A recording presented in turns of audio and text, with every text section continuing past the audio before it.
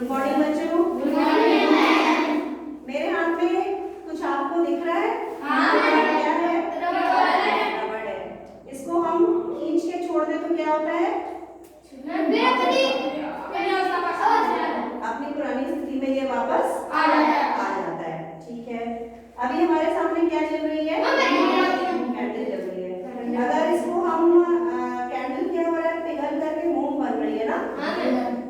इस कैंडल से वापस हम मोमबत्ती बना सकते हैं।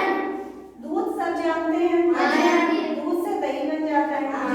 दही से दूध मिल सकता है? नहीं मिल सकता है।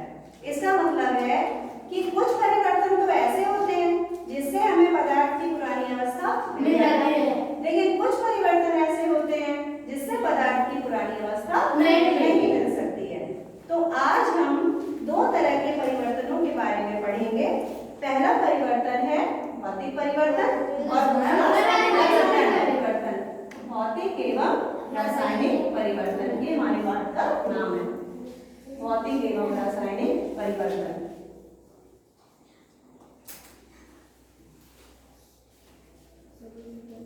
चलिए हम देखते हैं पहले भौतिक परिवर्तन के बारे में। मैंने टेबल में एक कैंडल जला करके रखी है। चलिए मैं रबर बैंड का ही एग्जांपल ले लेती हूँ। अगर इस रबर बैंड को हम ऐसे खींच के छोड़ते हैं तो ये अपनी पुरानी अवस्था में वापस आ गया और रबर में कोई परिवर्तन नहीं हुआ। तो ये भी एक कैसा परिवर्तन है? परिवर्तन। कैंडल हमारे पास जली हुई है, मोम पिघल रही है। ठीक है, मोम पिघल रही है और मोम ही बनेगी, कोई नई चीज तो बन नहीं जाएगी, है ना। और उस मोम से हम दोबारा मोमबत्ती बना सकते हैं। तो ये भी कैसा परिवर्तन है? भौतिक परिवर्तन है। लेकिन अब सपोज करिए कि हमने मोमबत्ती को बुझाया और ये देखिए, क्या मैंने इसको धागे से टच कराया? टच नहीं कराया। ये इसने बहुत जल्दी फ्लेम को पकड़ लिया। माचिस को जैसे ही इसके क्लोज में ले गए, पास में ले गए, इसने खट से पकड़ लिया। जब पहली बार मैंने कैंडल जलाई थी तो टाइम लगा था, दूसरी बार इसने खट से पकड़ लिया। क्यों ऐसा हुआ? क्योंकि मोम के चारों ओर मोम की वाष्प थी और उस मोम की वाष्प ने खट से फ्लेम को पकड़ लिया। लेकिन उस मोम की वाष्प से दोबारा मोम प्राप्त नहीं की जा सकती, इसलिए मोमबत्ती का जलना कैसा परिवर्तन है? रासायनिक परिवर्तन। और मोम का पिघलना कैसा? भौतिक परिवर्तन। तो भौतिक परिवर्तन में कोई नया पदार्थ नहीं बनता, कोई नया पदार्थ नहीं बनता है।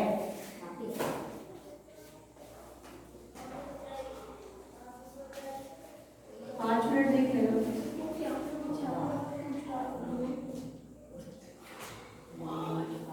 पाँच मिनट हो गया। भौतिक परिवर्तन में कोई नया पदार्थ बनता है और पदार्थ के गुण भी बदल जाते हैं। आइए देखते हैं कैसे गुण बदल जाते हैं। मेरे पास एक छोटा सा पेपर का हम पीस ले रहे हैं, ठीक है। और क्या करेंगे, अभी तो ये पेपर ऐसा है ना, इस पेपर का स्वरूप एकदम अलग है। अगर हम इसको थोड़ा सा गर्म कर दें और इसको छोड़ दीजिए, क्या हो रहा है? पेपर कालिक बन जाएगा। तो इसके गुण बदल गए क्या? जिस पेपर को मैंने जलाया था और जो ये पेपर जल के अब तैयार हुआ है, क्या दोनों सेम है? नहीं। दोनों देखने में भी बदल गए, उनके गुण भी बदल गए, उनके भौतिक गुण भी बदल गए, उनके रासायनिक गुण भी बदल गए। इस पेपर की महक कुछ और थी, इस जले हुए पेपर की महक कुछ और है।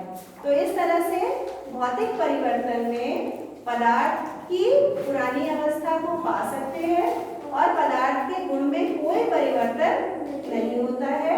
लेकिन रासायनिक परिवर्तन में क्या होता है? रासायनिक परिवर्तन में क्या होता है? नया पदार्थ बनता है।